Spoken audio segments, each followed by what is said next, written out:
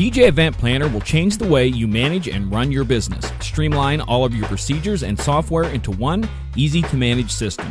DJ Event Planner, the ultimate online planning tool.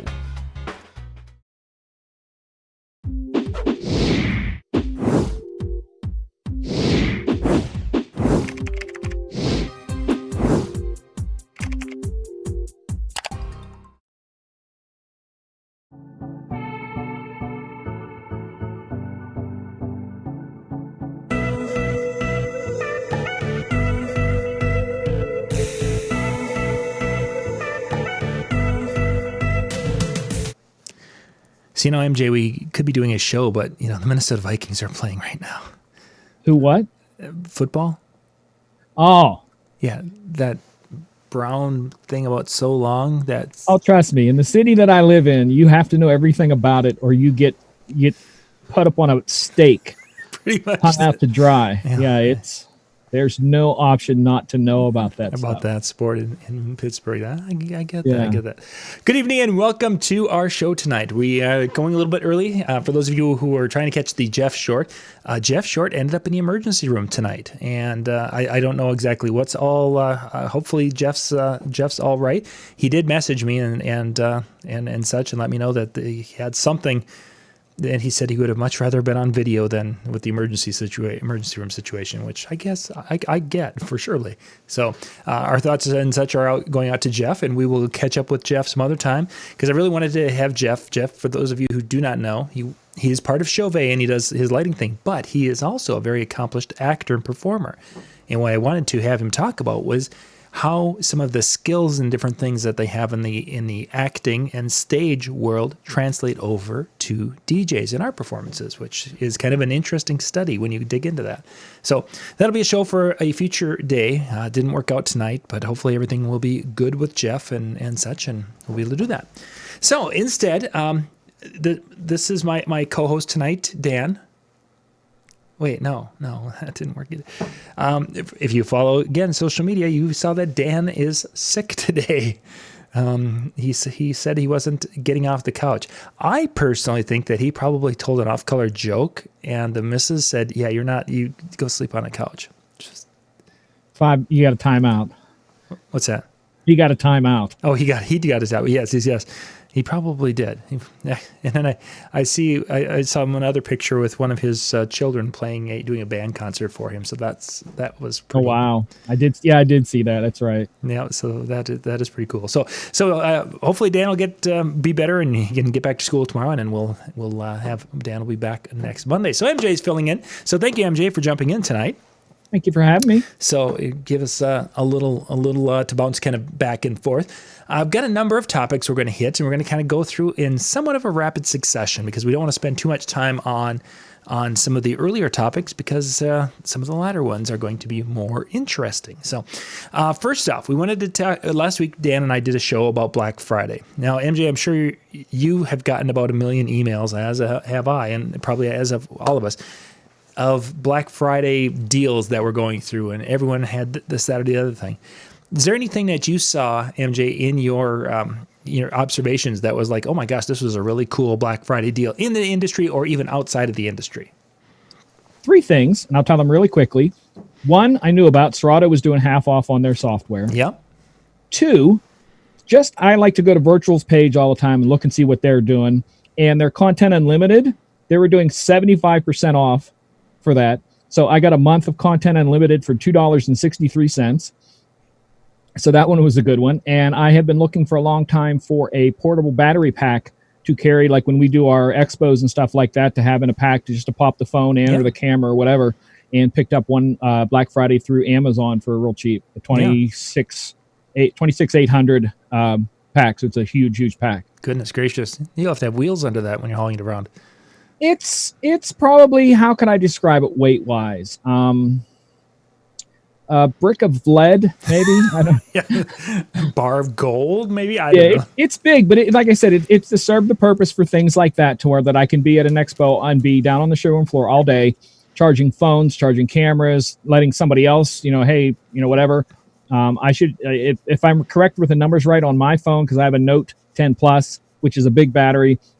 I should be able to get 6 charges off of that for that phone alone. So that means I can run the whole day and never have to go back.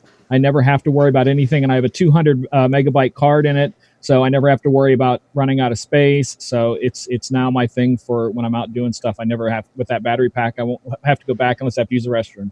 Wow.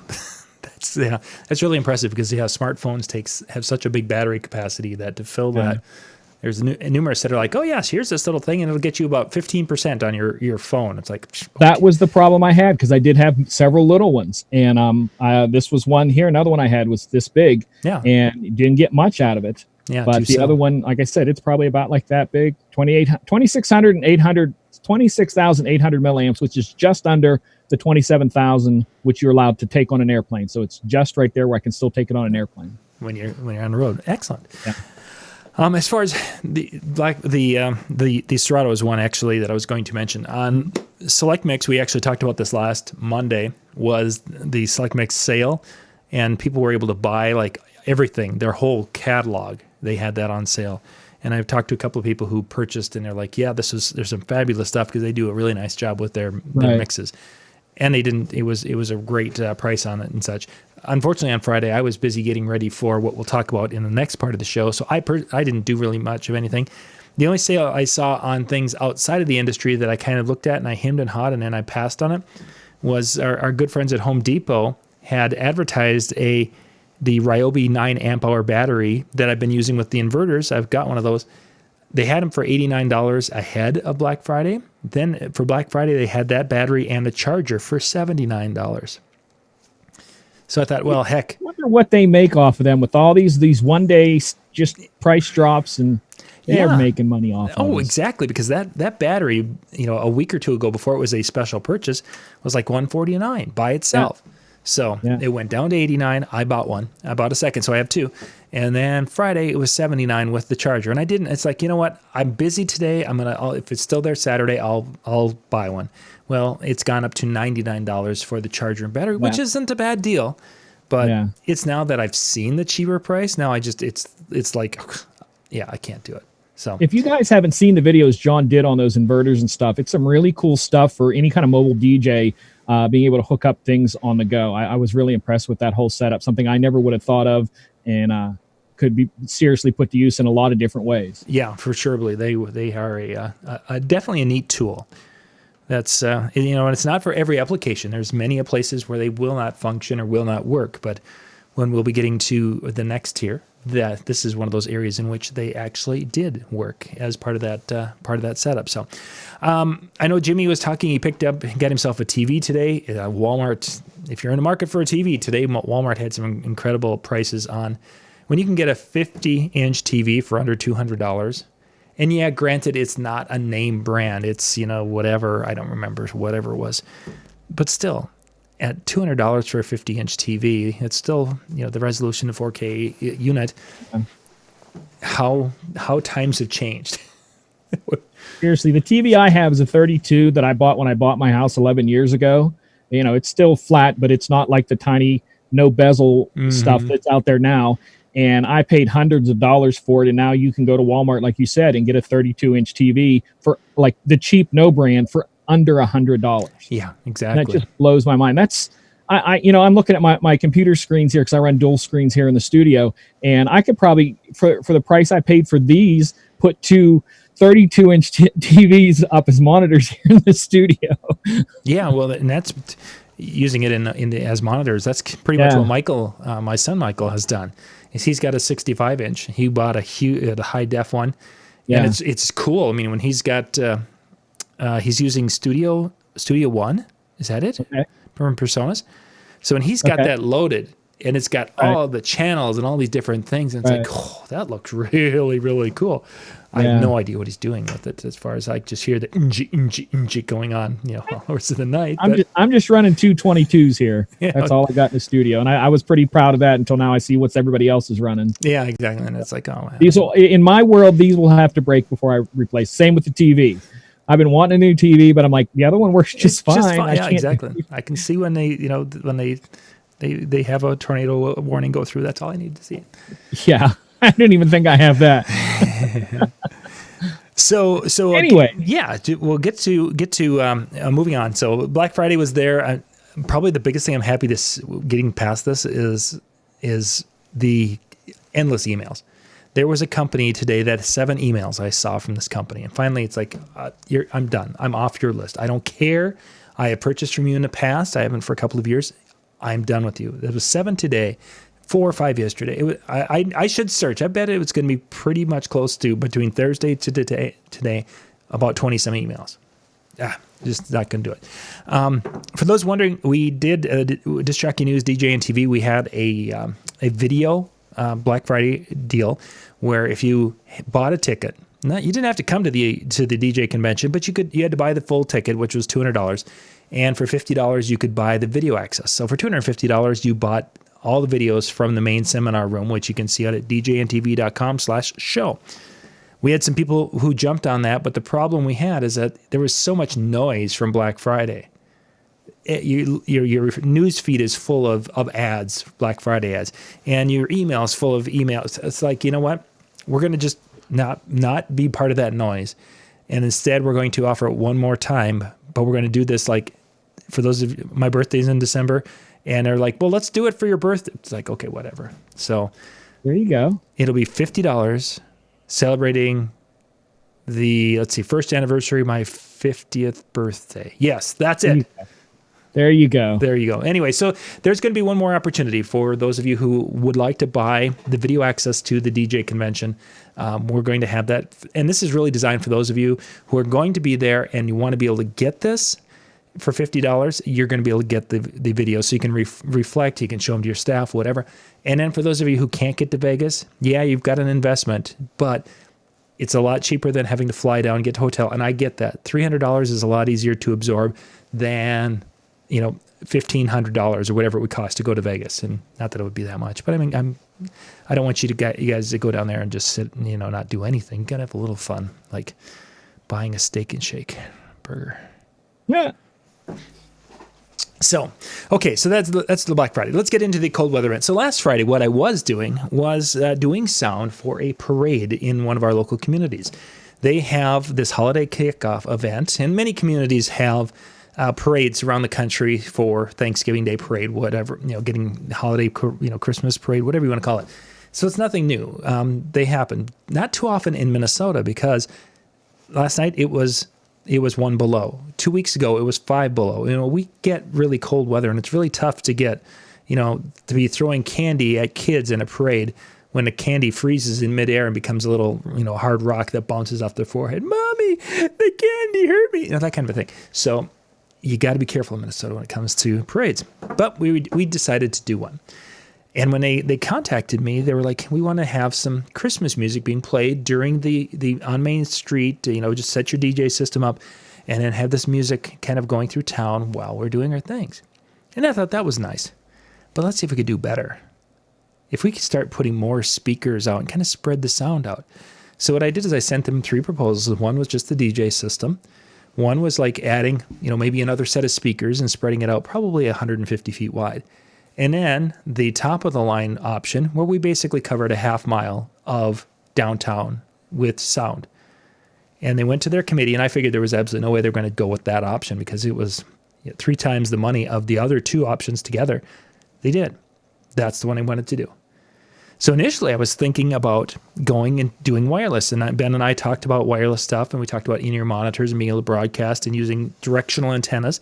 And we figured that with that we could probably get about 200 to 300 yards, across a stadium type of antennas is what the idea was. Well, when I was testing some different things as the fall was kind of progressing, my little Sennheiser things, these are one of the version. I've got a few of them. These are supposed to run for 5 hours in decent weather. When it starts getting colder, they don't last as long. And we got to the point where I'm talking to Ben, and it's like, Ben, what happens when we're doing these in-ear monitor things? Because those are all belt packs. These Sennheiser belt packs that use AA batteries. Will they last or not? He goes, they should. Okay, should isn't. Should doesn't. Yeah. Yeah. So we ended up deciding that we were going to go complete wired. So we have feet upon feet of XLR cable. We ended up having, we ran, I believe, about 750 feet to the left, and we ran a good 1,000 feet to the right. And then we actually ended up using the Sennheiser to jump across streets. So oh, wow. So you ended up with the jump across the street, and the streets were about 200 feet wide, which I was surprised the Sennheisers were able to do that. Maybe 150 feet wide. They were wide intersections, and because we went from light post to light post, so we were even street, sidewalk, in and back recessed a little farther than that, just because we wanted to secure things. So it was quite an ordeal, and I've got some photos and such here. So that was part of it. The other part is I get a call last Tuesday, or maybe it was recently. A church group was doing this. They wanted to do a live nativity scene in this little shelter. And this little shelter was a bike shelter that was kind of away. There was the businesses, but there's a bike trail through town. And it was a ways away. There wasn't any power within 200 feet of it. And there's no way that they could rent power from anyone. So they're like, okay, we want to do this, and we need to have some sound. We want to have some lighting. So this is where we get into pictures here. I'm going to just share the screen, and I'm looking over here because that's where the other computer is that has that. So this is a shot of a bike shelter. It's just a little pole building. You're seeing almost the full width of it, or the full size. I needed to illuminate. Actually, no, this is 2/3 of it. There's another third that was a pen with some more animals on the other end. But I needed to illuminate this and have sound on this. So here's where, if you look on the very top, that's the EasyLink, the Chauvet EasyLink Q1BT, whatever they are, the little floodlight there, magnetic. So I went and I put 8 of them up in that ceiling and shined them around, when I set them up, that was before any of the performers were there, because it was pretty cold. So they came like 10 minutes before the start. And I had set them, and it's like, okay, folks in charge, don't be afraid to turn them to highlight where people are going to be more. Well, as you can see with the people in the left corner, they didn't do that. But that's okay. So I used that. Now the problem is, okay, they needed to have sound. So I took my little Yamaha stage pass system, and here's where that little Ryobi inverter, put that 9 amp hour battery on there, and they were able to run music for about a half an hour before. They ran for the whole time that they were there, and then probably about 15 to 20 minutes after. So it was about an hour and 45 minutes that ran. And it was playing a 15-minute cycle of music that kind of told the story of the nativity that they were doing. I kind of zoomed in a little bit more to give you an idea of what those little spotlights were able to do when I had them, because they had the straw bales there when I set everything up, and it's like, okay, that's where they were going to put the baby Jesus up. So I knew that would be a spot where we needed to light up, and it turned out really quite well, I thought, considering this is all being done with the tiny little things. And that was just kind of showing another shot of the animals and such. So this was all done battery-wise. They had one more light that actually shined down the bike trail about 75 feet that was being run by another one of the Ryobi, the packs. That particular one, they had I believe the angels were out there, and they wanted to have it so they could turn a light on over there and have the angels glow when they got to that part of the story. So they would have the 2 kids kind of go over there in the dark in that spot. They put I put one of my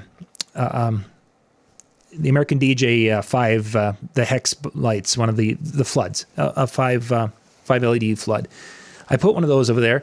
They ran a 75-foot extension cord over to the Ryobi inverter, and when they wanted the light on, the guy was behind the building, and he'd turn the inverter on, 1001, 1000, and then it would turn the light on.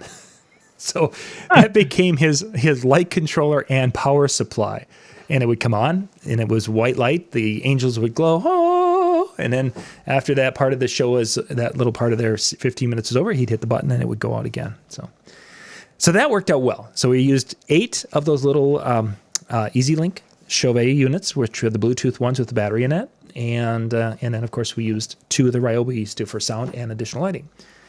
Then where I was at, they had put this truck for a stage, and I wanted to do something to kind of make it stand out and make it look like it's kind of fun and seasonal. So we made the whole bed of the truck. These are more of the Chauvet. These are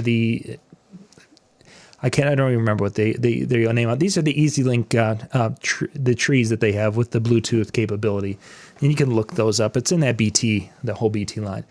I have 3 of those, one on each side and one on the back, and that illuminated that. And it was interesting because with the lights going, kids would come in and dance to some of the Christmas music in front of the truck.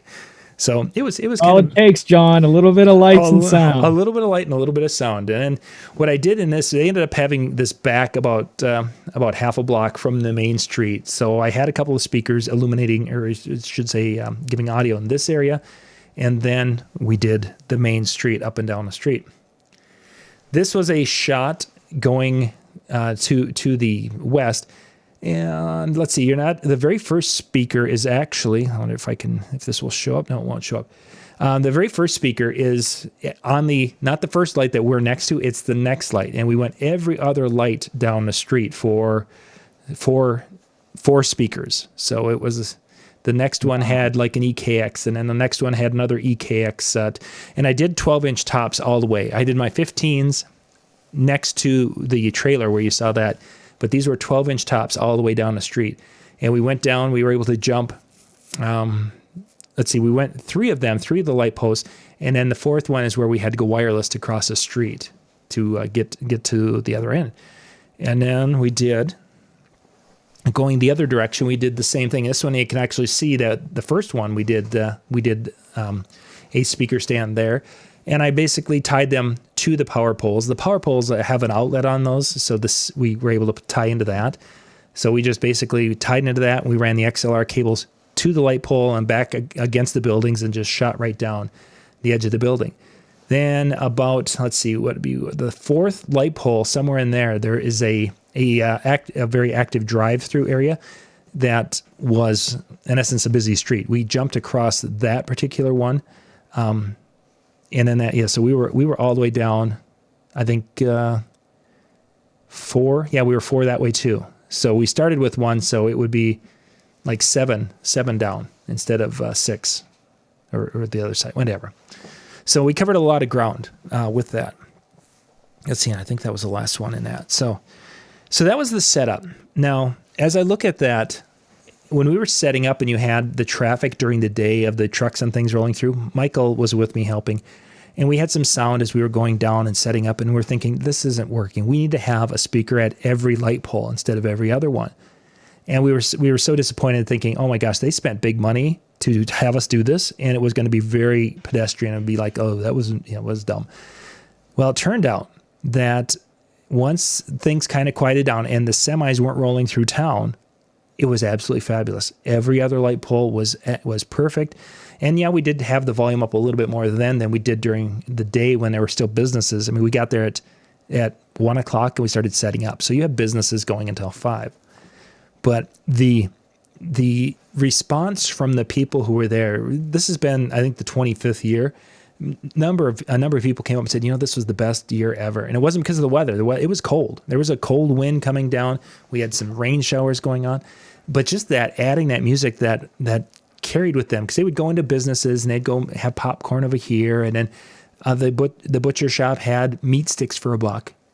And then they'd go over to the other place and they had this. And then there was a reindeer ride. And then there was a horse carriage ride. And then there was a tractor pulling a little cart that had lights all over it. So there were things going on for the families to do. And that having music for the whole thing really kind of helped the situation. The interesting part about it is after we were done, I had 2 people from other communities come up and they're like, this is really cool. Could you do this in the summer too? I'm thinking to myself, no, you can't run sound in the summer. It doesn't work. You can only run sound when it's snowing. Here's your sign type of thing. But it was a neat experience for that. Before we were even done with the thing, they were pretty much like, we're doing it again next year. We want you here back to do it again. So there's a couple of things that I'm going to do differently. A lot of you have heard me, of course, talking about these little Sennheiser devices, and they worked wonderfully.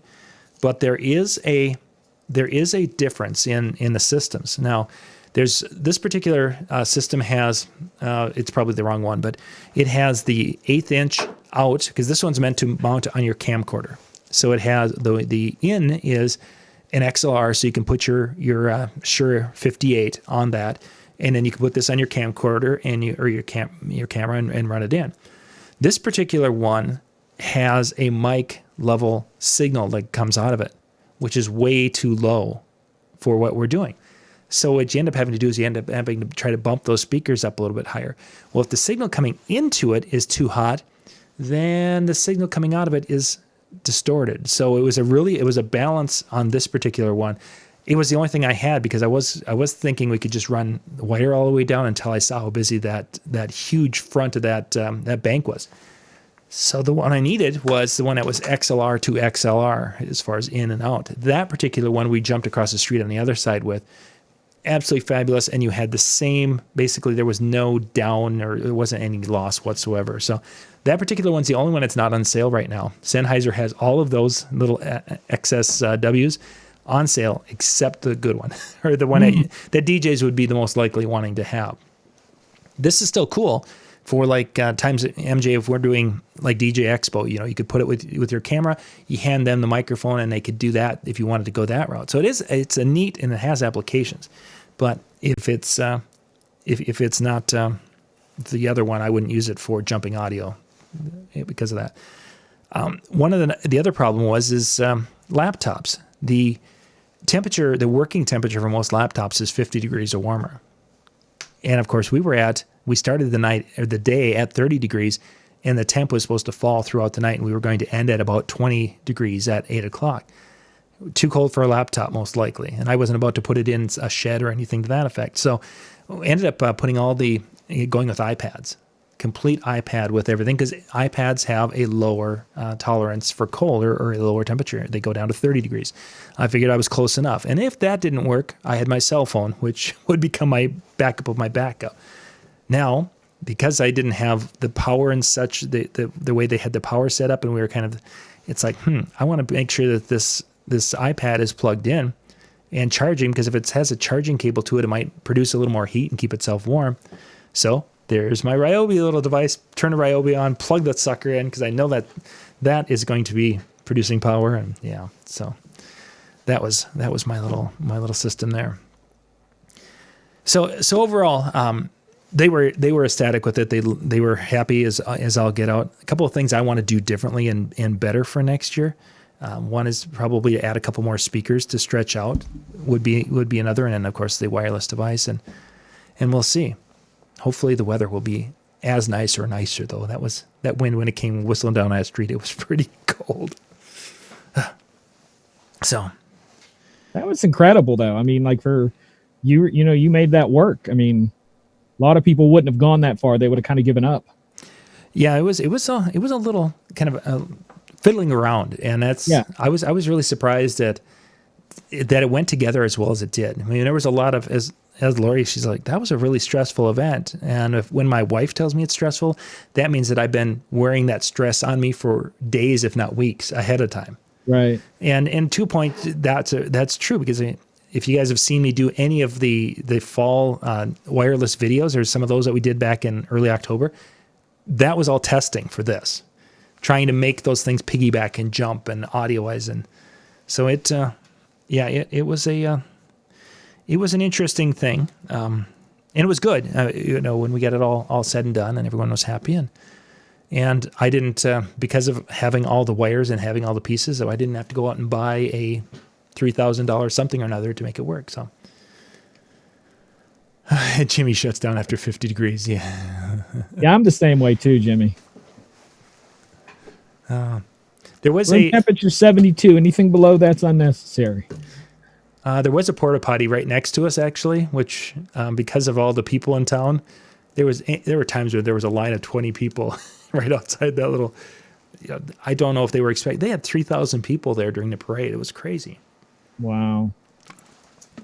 And this isn't a huge town. It's a nice sized community, but yeah, considering it was Black Friday, that was something. So I think we had more than that in my high school, actually. Yeah, probably.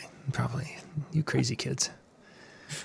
Okay, so the final part of the show that I wanted to hit on is kind of talking about conventions, and then we're going to go to kind of a walkthrough of where we will be coming up here in February.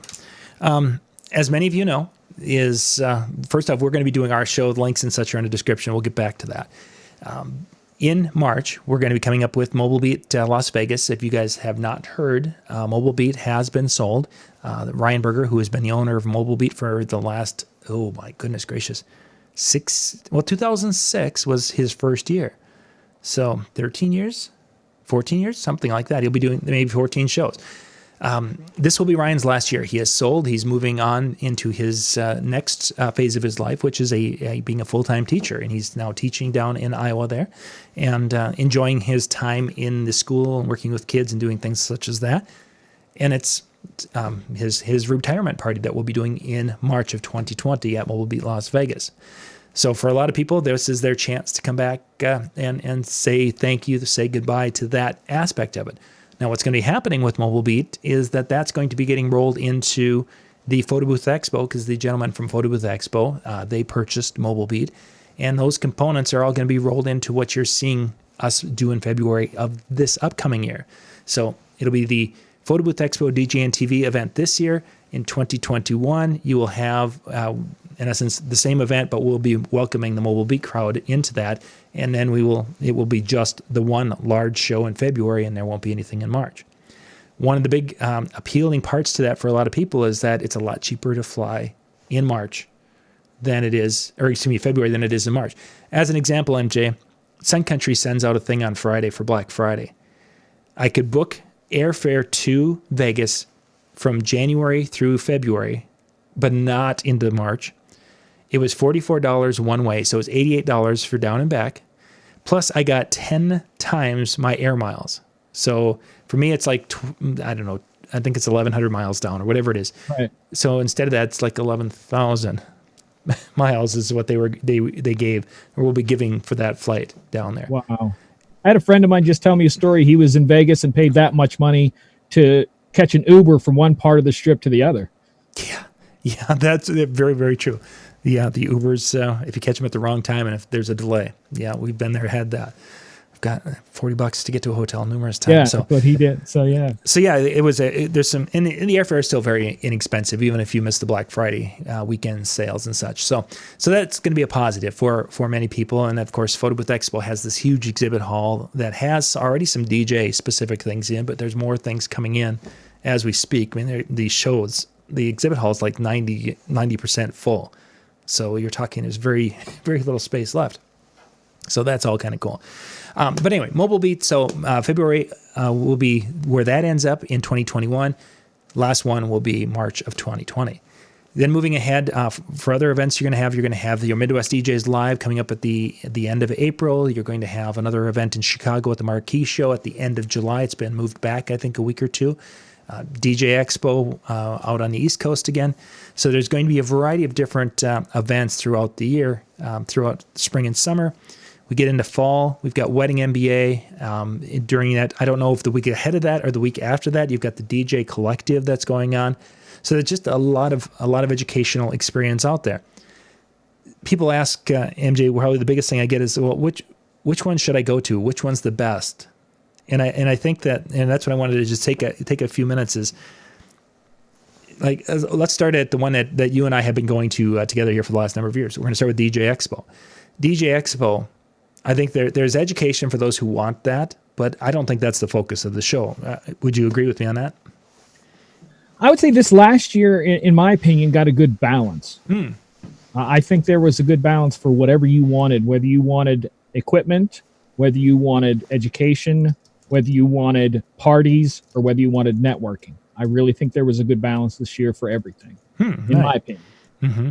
But it's not centered at education. Education would be just like one quarter, and you kind of catch them. That's the way I see it, at least. I mean, it's definitely not the forefront. Yeah. I think, and we've referred to DJ Expo because of the exhibit hall and that being such a huge draw, and it still is quite a draw. It's not what it once was, but it still is a draw. And I guess as you look at it, they have been the seminars, there is a larger variety of different things that were being offered and such. And yeah, Jay Brandon, DJ Expo equals gear and drinking. And the interesting thing is, if you went to the Pioneer seminar, you probably saw. No, I'm just kidding. It was Jay up there. Jay was up there showing us that one, so I can, whatever you want, whatever story you want me to tell. Jay was up there introducing the new controller that Pioneer had just brought out there at the show, the 1000 SRT, and it was a very popular session. In other words, I couldn't get in there too. When it first started, it's like wall to wall people in that room at that time. It was pretty. It was a wall to wall session of him repeating himself. Pretty much, because it was. I think he had 1000, and it runs Serato. And people continue to ask the question, the same types of questions. It's like, did you just listen? Does it run Serato? Yes, it runs Serato. And it's for Pioneer. Yeah, that was. So that was kind of cool. So DJ Expo, for the people who are looking for gear, you want to have some hands-on time. This is a great opportunity for that. Some people say, "Oh, you should go to NAMM if you want to touch gear." Yeah, most people can't go to NAMM because it's not an industry event that way. That's more for insiders, news, what have you, or dealers. It's just not the same thing. So gear and education, East Coast, DJ Expo is the way to go. Working back, we'll go back and then we'll go forward. Backwards, getting into July with the Marquee Show in Chicago, you're getting into an event where it's more of a focus on some networking and education. There are some vendors there, and there were last year some great deals, and a couple of vendors I had never seen before that were there that had some incredible offerings that people were like, "Oh my gosh, I'm going to add this to my system or my options." But it's for those who are looking for getting to meet other DJs and to talk shop. More of a wedding feel to that. But if you're looking for that type of an experience, the Marquee Show was certainly that. And you get to spend 3 days basically hanging with other DJs. Backing up into April, you've got the Midwest DJs Live happening up in Milwaukee. Very similar in the standpoint that you've got the kind of a Wisconsin base of DJs who attend. It's that wedding-esque feel, wedding DJ feel. They do some things where there's some mixing in all the shows. So it's not like it's just, there's no controllers and there's no things nothing like that. They're there, but it's more of a sales and business focus in with these shows. And the networking. It's the hanging and living with DJs for three weeks. Backing up again, getting into Mobile Beat in March. Mobile Beat is one, they've had multiple tracks of education. It's a great spot to learn, and they have motivational speakers there. The exhibit hall isn't what it once was, as are any of the shows. They've all had a downturn. But it's a spot where you can learn, and it's like a family reunion, really, is what that one is. Because there's people who will come to Vegas year after year. There's people who will not buy a pass anymore because they're like, okay, I've been there, seen that, or whatever. But they want to come to Vegas to see their friends and such. And that's really what Vegas is. Education, the networking, family reunion feel is what Mobile Beat has become. So then backing up into what we're going to be doing is some of those same things is what we're going to be doing is the idea that we're going to have a good education, DJs talking to DJs. We're going to have some networking rooms that people can spend time with and to learn and share ideas and share information. But the first year, our goal with this is to basically put something together that's going to be able to help you improve your business. You're going to come down, you're going to meet a lot of DJs, and you're going to be, when you leave, my goal of this is that you should have about 10 to 12 names of people that you've gotten to meet at a level that you can actually truly friend them on Facebook and consider them friends. Not just someone you saw in a hall and you sent them a friend request. These people you actually were able to spend time with, and they know you, you know them. And to be able to say, hey, you know what, I have a problem, or I got a question, or I got this, I got that. That's what we're looking for with that. And again, it's going to be designed similar to some of the things you see at Mobile Beat, because that's kind of where we were designing it, knowing that we're going to be bringing the Mobile Beat crowd in 2021. Going the other direction after DJ Expo, you get into Wedding MBA. Wedding MBA is probably one of the coolest events for a wedding person because you're not only rubbing elbows with DJs, you've got the whole wedding industry. You've got some catering people there. You've got photographers, videographers. You've got coordinators, florists. Anyone that's in the wedding industry is part of Wedding MBA because they have tracks and educational content for each little niche within the wedding world. So there's a lot of cool things there, and you can, again, hang out and talk to coordinators and asking questions and bouncing ideas off them, or hearing them rant about DJs and saying, ooh, there's 5 things I don't want to be doing. That's what Wedding MBA, and it's a hugely valuable show. If you can make that one, that happens in Las Vegas. Then the Collective. I don't know if it's ahead or after Wedding MBA. The DJ Collective, they just finished up actually a couple of weeks ago. The DJ Collective is Joe Bunn, Brian Bonacisi, and Jason Janai really kind of worked on and built this year's show. It was they had planned for 100 DJs. They had a little bit more than that. They were down in Scottsdale, and it became this kind of little group of people who lived together for 3 days and shared ideas, and a lot of panels and discussions. And hey, how do you do this? How do you do that? What do you think of this? A lot of that was going on in their group settings, and they've had some cool, incredible things. Go to discjockeynews.com/papers. This month's issue, which just hit, the December issue, Reed Mitch Taylor wrote about what the Collective was like, and there's some really cool things that were unique in there. One of the cool things that he talked about was they had a hidden room, whatever, that was a swag room. So basically, you go in there and it's like, here's the swag room, pick what you want, and go. I did that once with candy bars. Yeah. It was good. Candy bars. So, but it was a different experience, and their educational content was at a higher level. It was more engaging. It was a combination of not only taking in, but it was giving back at that higher level. Price-wise, it was much more expensive than all the other shows. Pretty much more expensive than all the other shows put together.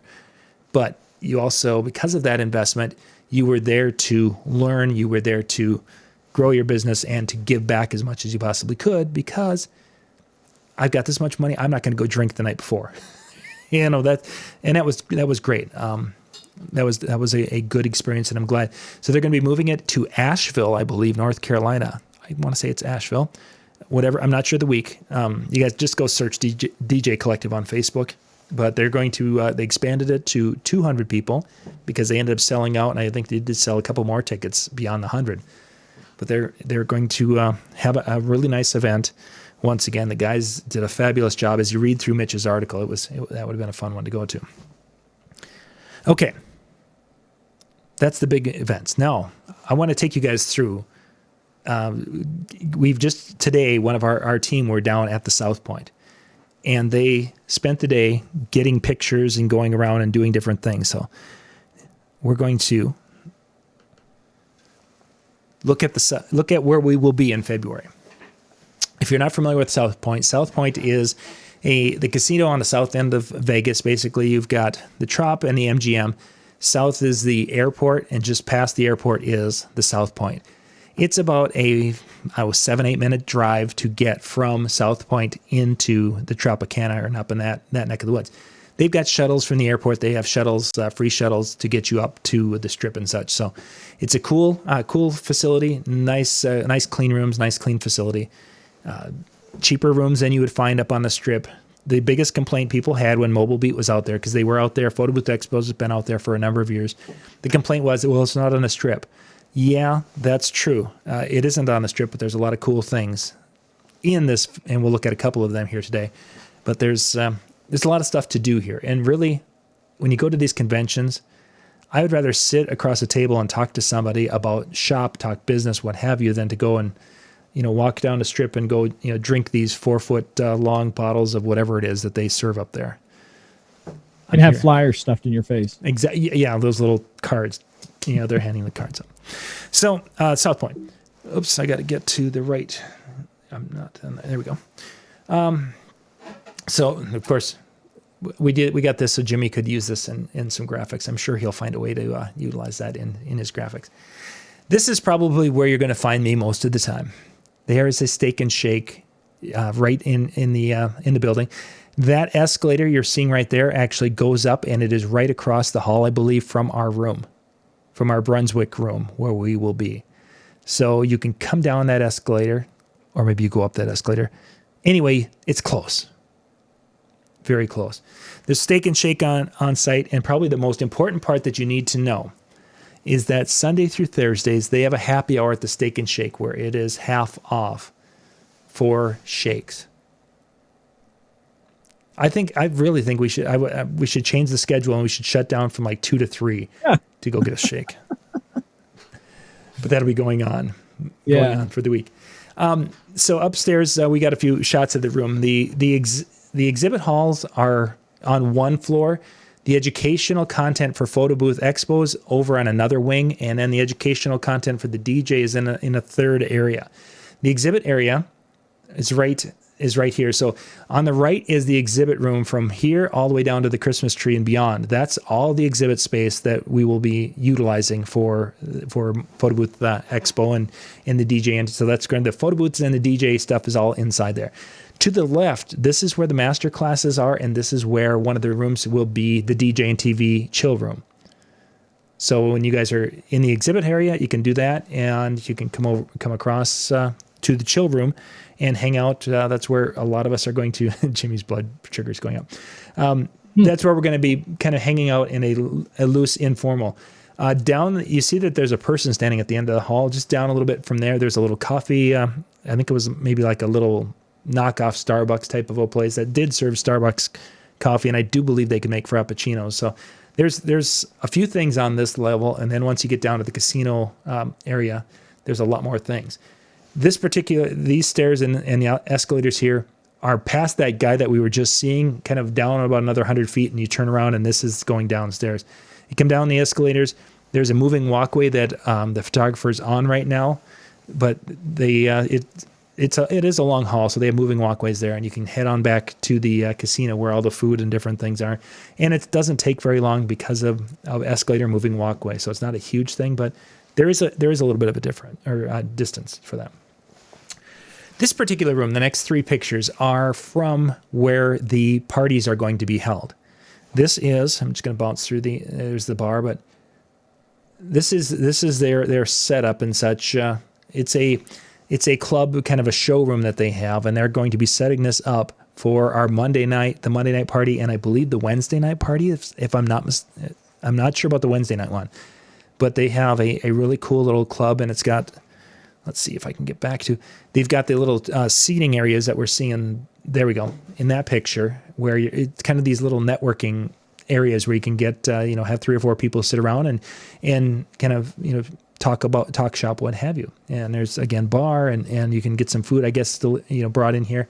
So it's kind of a neat little experience. And there's going to be, I think it's like an 80s and 90s event on Monday night that will be held here in the showroom. So that should be a pretty cool little event. So then we're going to go to our room. So we went back to the Steak and Shake. We went up the escalator, went right up the second floor. This is the Brunswick room. This is where we will be with the DJ side of things. It's a really kind of a nice little a nice room there. Just going to give you a couple of shots of the room. This should be able to handle 200 and some people without too much problem. And let me go back there. So we're going to have on the far end, that's where we will have our stage, and we'll have a screen left and right. The TV right now is where it is. But that'll be that. And Howie's going to have programmed a light show that will fill this space, and then we will be ready to have some fun. The biggest downfall with this is that this room, while being cool, is a little bit of a walk. It's probably about 2 or 3 minutes to walk from here to the chill room and to the exhibit hall, somewhere in that ballpark. There's a little bit of a walk this year, but we have to do that because even from where Photo Booth Expo has their seminars, it's still probably a 2 or 3 minute walk. And they've got another seminar room next to that can handle 1,000 people. Well, we aren't going to have 1,000 DJs here this year. So renting that big room for the $10,000 or $20,000 a day just didn't make sense, where this room is going to be closer to our needs for the year. This is right kind of across the hall from us. This is the top of that escalator. That Steak and Shake is right at the bottom of this. And this is a movie theater that's up here. And during the day, they have really cheap movies in there. A lot of people think that's pretty cool to go. Probably the neatest thing I found is that little concession stand. They've got a little Pizza Hut. They've got little 9-inch Pizza Hut pizzas there. So if you want to go grab some food or drink, you can go over there. Or to the left of this picture is the bowling alley, and they have concessions and such in there that are available at all hours of the day. And they're not too terribly expensive whatsoever. Oh, here's a shot of the moving walkways to give a person an idea of what those are like. And then, of course, if you're a late night or an early morning person, they have a Coronado Cafe. And I looked at this at first when he sent me this picture, and it's like, why would we want this? Because you know what? Who's up at that hours? And then it's like, wait, midnight. I'm thinking of the number of times at midnight that I would have killed for a steak and eggs. John, that's like when I stop working at night. Like when most people quit, like dinner time. Dinner time is midnight for me. Mm-hmm. So to go get biscuits and gravy at midnight, it's on. Yeah, and for $3. Oh yeah. They're gonna hate me. Yeah, that was kind of a cool thing. So when Lori and the kids and I were out there, there's a little deli, and they had where you could get a whole pizza, or you could get it by the slice. And I think the slice was like $4 a piece. So we'd get a slice of pizza, or we went over to Steak and Shake, one of the two, depending upon if the kids were like, "Oh, I'm tired of burgers, but Dad's only eating 6 today." So after we get done with that, then I think that was the end of it. So we would hit those spots, and then in the evening, hit one of the little cafes, because they've got a steakhouse in there, and they've got all sorts of different foods and things that are there. So it's a neat facility, a neat experience, and I think a lot of people will really enjoy that atmosphere. And of course, there's going to be time that people can go and head on down. Oh, hey, Jimmy's got... Okay, just a second. I'm going to see if I can pull that up on this computer.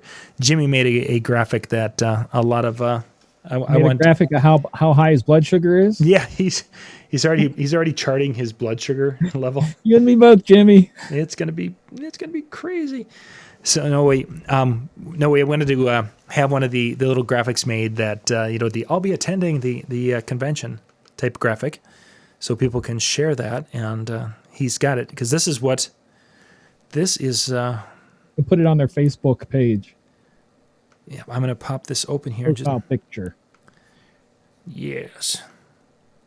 There we go. That opened up. Yeah. So for anyone who is going to that, any night that we're there and it's after midnight, you want to go eat, call me. I'll go with you.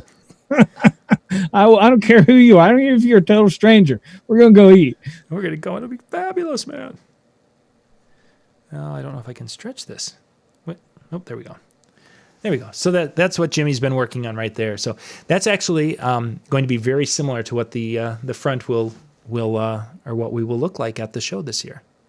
So thanks, Jimmy, for getting that put together and get that over and such. And you guys will be seeing that around, hopefully more, on people's Facebook pages as they get their tickets and make their plans to go to Vegas in February. So yeah, that was kind of my thoughts. My thoughts for the show tonight. My blood sugar stays around 400. William, that might be a little high. I don't even know if that's good or bad. There. From what Jimmy's saying, if it's over like 100 and a quarter, it's bad, and if it's like 200, it's like horrible, and if it's like yeah. Again, I don't know. I'm not sure. So yeah, I get mine checked once a year, and I'm good. Yeah, that's pretty much it. They check it at the doctor's office, and then he says, "Boy, you don't do very well anymore, do you?" It's like, just don't judge me. So have you? I've had people asking, and maybe you've heard this. Controllers that are going to be coming out. Have you been having people ask you about different controllers? If I had $1 for every question I got, I wouldn't have to go DJ. I would just sit around and answer questions. I'm telling everybody the same thing without giving any hints about anything that's coming out. Don't buy anything for Christmas. Wait, because from what I'm hearing, several brands will be having stuff at least by NAMM, which is January, 16th? Yeah, somewhere in that ballpark. Something like that. So it's just over a month. At that point also, if you don't want the new stuff, remember the stuff that was just about before it, its price will go down. Exactly. So it depends on what you want or what you need. There is stuff coming. again, one of the things I talk about is like what you need as a DJ. Because I've had people ask me recently, because I post a lot of pictures of my stuff when I'm out DJing, and they're like, "Oh, that's a nice setup." I'm thinking about getting a new one. Do you think that'll work for me? And then I'll go into a conversation about it and find that they don't even use a controller, and they just want something to add to their laptop, which is good. It's good to take that step, but you would have to learn at that point that the big controller would not necessarily be for you. So that's kind of stuff you have to think about first. I did a video years ago. I should redo it on how to choose the right DJ equipment for you, because for someone spending a lot of money on a top level controller is a must, where other people it's not necessary. And some other people, they might want to have 2 or 3 setups for different reasons. So, but I get a lot of questions, and there is stuff coming. If you don't believe me, go Denon's guy, Layback Luke, who did this little hidden picture he showed of stuff, and I've talked to a few of the other brands that said stuff is coming. That I don't want to tell anything about it because they're really good, and they tell, when I ask questions, they answer them at the expo. So that's why I don't want them to stop answering questions, because it's like, yes, if I know about that, or that sort of thing. But it's going to be interesting as the technology grows and changes. DJing itself is changing, the way we connect with our music and with our audiences. If you're not advancing as a DJ, going to these expos, going to the shows, going to the educational stuff, and changing yourself year by year, if you're not doing that, you're going to get left behind, and you're not going to make money. And that's the bottom line of it. Most of you do this for money. Very few are in it just for the love of music, even though we all love it. Yep. A lot of people want to make money. You have to think about the system of the way things go, and it's every 3 to 5 years you're going to have to do a turnover and rethink your settings, your mindset, and all of that. And by going to these expos, you're going to be getting, if nothing else, you're going to get the inclination of the things coming before, if you didn't go and you just sat back and all of a sudden you're like, hey, everybody in the community's doing this type of wedding now. When did this start? So it's important to do that. Like I said, my goal, my look at it is every 3 to 5 years. You have to rethink things, and that's, to me, that's rebranding your websites to make them fresh, business cards, lighting, setups, everything. I would definitely agree, because not that the gear can't go longer. Right. But here's the thing with the gear that I'm hearing people talking about. Let's use an example. The Denon 6000 MK1, because I'm a Denon person, is not longer supported. So they're complaining like, wow, I got the new Virtual, I got the new Serato, and I can't make it work with this. We have to realize that thing has been discontinued 6 or 7 years ago. So if you do hold on to equipment for a long time, there's a chance that the software you're using will stop working on that as it advances. So you also have to think on that lines too. It's not just, well, this will last me 15 years. It may continue to work for 15 years, but the software and drivers and different things may not be compatible. And then one day it's a dust collector. Actually, mine is sitting right on the other side between two turntables, and it's become strictly a mixer. Analog mixer, more or less. Yeah. Yep. That's which is fine. Which I have one that's that way too. But that's why I say you have to think about stuff that I'm on the far side of things, to where I look for a new controller every 2 years. I want to update every 2 years, and that's kind of more on the advanced side than most people do. But like I said, you kind of have to take a look at things and see where they're at. Like I said, because certain software is coming out, and if they change something that doesn't work, or if Apple with their endless amounts of operating systems that don't work, you have a chance of losing something like that. But it's like I said, if nothing more, to pay attention to stuff, see what's out there, and see what fits what you do, because we're not all the same DJ. We all don't have the same needs. Yeah, that's for sure. A lot of different variety out there. I will mention one thing. Some of us have gotten a chance to play with the Roland, the 707M. About the only thing we'll say is that the Roland actually has changed one of the competitors. They were going to be coming out with a controller, and they changed based on the amount of excitement around 3 microphone inputs. That's the thing that a lot of the people, when the companies put these things out, someone will look at my 7000 and the fact that it has two mics, but one mic has a high and low adjusted and the other one just has a tone. So for a wedding guy to have a mic that only has a tone, not a mid, low, high, is almost useless. Yeah. So you have to look at things like that 707, which is giving you three mics with all three adjustments and effects.